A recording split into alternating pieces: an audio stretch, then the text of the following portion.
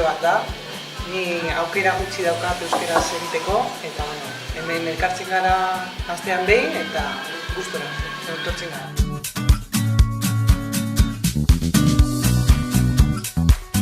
Eskerrak Ainarari eta Mirenei, ginen, mintxa praktika egitea eta netzako oberena da, netzako kategorikoa eta gainez hemen Euskal Herrian gaudelako hitz egin behar euskeraz eta nire du euskeraz bizi.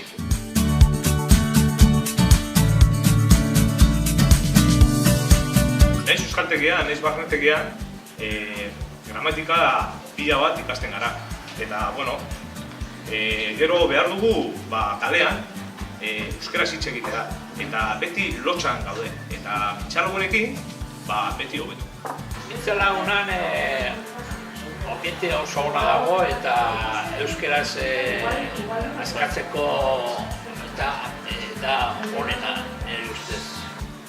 Ni aurten hasi dut mintzalagunekin eta aukera oso ona da euskera zabaltzeko, hobetzeko niretzat, eta hitz egiteko kalean. Usten dut kaleran atera behar dela eta ikusirik beraiek zein gogoa duten tituluaz gain hitz egiteko eta laguntza hori ematea berez oso garrantzitsu iruditzen zait eta gainera lortzen dugu giro politak eta zeak sortzea aurrera.